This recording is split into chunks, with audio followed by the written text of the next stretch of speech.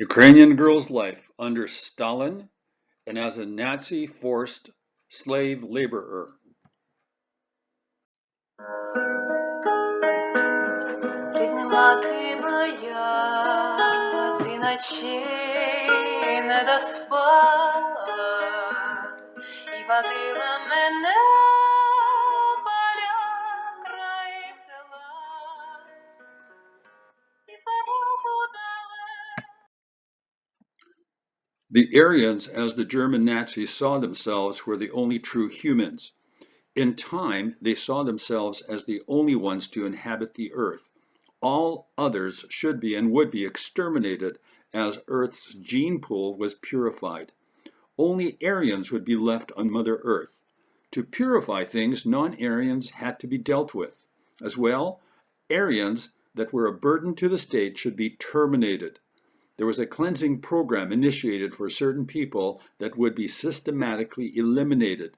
This included the disadvantaged, ones that were challenged because of severe psychological, neurological, or physical abilities. They represented both a genetic and financial burden to the state. They were life unworthy of life. Disadvantaged people were to be eugenically dealt with, either sterilized or killed, so that their genes would not contaminate the drive toward Aryan purity. Here's a German poster referring to mentally challenged people. It reads, "This person suffering from hereditary defects costs the community 60,000 Reichsmarks during their lifetime. Fellow German, that is your money too." When the Nazis occupied Maya's city Slavyansk in eastern Ukraine, life went from one type of hell to another. If you were caught after a 7 p.m. curfew, you could be shot unless you had the German army's permission to be out late. To instill fear and establish total control, the Nazi army did many other things. One winter afternoon, as Maya was walking through the city center, Nazi soldiers forced her to watch something. It was the hanging of a night watchman. He had hidden the rifle that had fired blanks to scare off warehouse intruders during his night work shifts. Then, without any attempt to find out why he had a rifle in the first place, they condemned him to die. Maya was forced to watch as the man stood on the back of a truck with a noose around his neck while his wife and kids were pleading for mercy at his feet. Then the truck suddenly drove forward, leaving the poor man hanging, swinging back and forth. Then he hung limp. To instill more fear in the city people, the man was left hanging for a week with frozen saliva running down the side of his chin. Maya was left stunned and all the more fearful of the troops that held her captive in the city. One day Maya received a letter from the occupying German Nazi administration. It ordered her to report to the city's train station next Saturday. Maya knew that this was the start of the procedure to deport her to Germany to do forced labor. Not to comply meant punishment in some horrible way. This was the case when a neighborhood friend, Zoya, decided to escape by exiting the city. As she ran away, soldiers shot at her. "Obey or else" was very clear. Fortunately, Zoya succeeded in her escape. She ran off to the hills that surrounded the city. Meanwhile, Maya, with many 15 and 16-year-old girls, reported on the designated day. They really had no choice but to obey the Nazi order. Upon arriving at the train station, Maya registered with the occupying administration, and then she was ordered to go to boxcar number 523. There she was crammed in with 29 other girls, along with 2 armed soldiers. Together, all the girls could do was lean against each other while standing or even when sleeping. The train itself was made up of over 25 boxcars, all transporting girls to do German forced labor. The journey took 2 weeks, in which Maya and the girls knew nothing about where exactly they were going, nor how they were going to be treated when they arrived in Germany. The camp that Maya ended up in was Camp Riederlag. It was found deep in a forest in Bavaria, Germany. The forest location prevented Allied planes from discovering its presence. The camp was totally surrounded by barbed wire, and armed German soldiers patrolled the perimeter.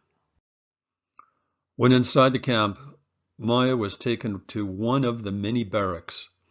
It was made up of 6 rooms, each holding 12 girls. The barracks were also surrounded by barbed wire. So you can imagine the feeling of being imprisoned and totally controlled without any hope of escape or rescue. Deeper in the forest was the factory that Maya and the other girls were forced to work in. It also was embedded, encircled by sharp barbed wire and guarded by patrolling armed German soldiers. Maya was one of the 2.5 million Ukrainians that were forced to work mostly in the armament factories that included the V2 factories in northeastern Germany. Being labeled as Osterarbeiter, the Eastern people, the Ukrainians were considered to be part of the lowest class. As I was saying before, subhuman. The strategy was to work Ukrainians to the maximum. At first, food was not given to any extent, resulting in weakened, sick, dying laborers. Not very efficient. So the policy was adjusted. Food was provided regularly, but in a very limited manner. The strategy was to work the forced laborers as long as possible to get the most out of them before they died. That was the world Maya was deported into. One where you were a slave entitled to 0 human rights. Upon being deported to Germany, 16-year-old Maya was labeled as an Ost, in other words, a Slav from the East, and she was renamed 527. Her name was never used. Over a period of 3 years, she was forced to work in a bomb-making factory. The Germans gave her no choice, work or else. Trying to escape through many lines of barbed wire and past armed soldiers ready to shoot anyone who was fleeing was virtually impossible. One job Maya had to do was to carve a hemisphere into small bombs to make a cavity for the insertion of an activation device. She did this by hand over a spinning drill bit. Then she had to operate a drill press in order to make large cavities in landmines for activation devices to be inserted.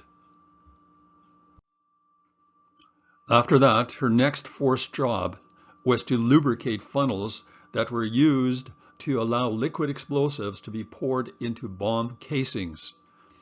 There was once a traumatic incident when Maya was overwhelmed by the dust and chemicals in the hot factory room air.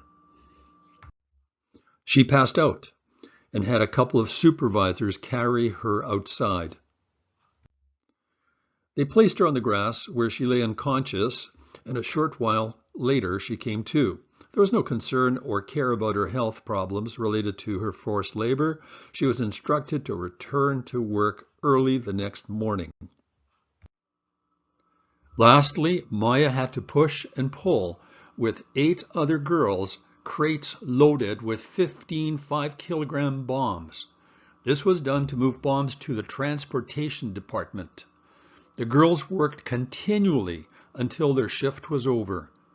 Did Maya have any right to complain, ask for relief, or comment on the controlling overseeing that took place? Absolutely no. The only right belonged to the supervisors and the army guards. They had the right to punish if Maya disobeyed. So much for human rights as dictatorial rights kicked in. After Maya, her husband and son arrived in Canada in 1950, life changed significantly for them. Her husband wrote a note in the preface of one of his pocketbooks, a book describing in detail what life was like in a Soviet Gulag prison during Stalin's time. The book was called A Day in the Life of Ivan Denisovich, an international bestseller. Life was hellishly horrible for all in the Gulag. Maya's husband described life in Canada as heavenly. Maya's opinion and feelings were the same. Human rights were honored as never before. No police took you to prison if you spoke out against the ruling government, and there was no viewing that a displaced person, as she was subhuman and could be treated as an animal. And even though Canada is not the Garden of Eden, it is truly a wonderful place where we are all working towards making it the best place it can be.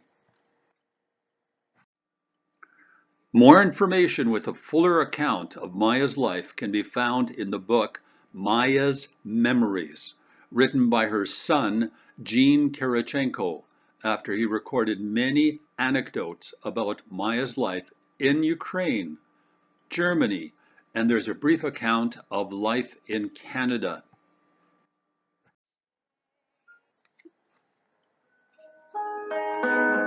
Ріднема ти моя, ти ночей не доспала і водила мене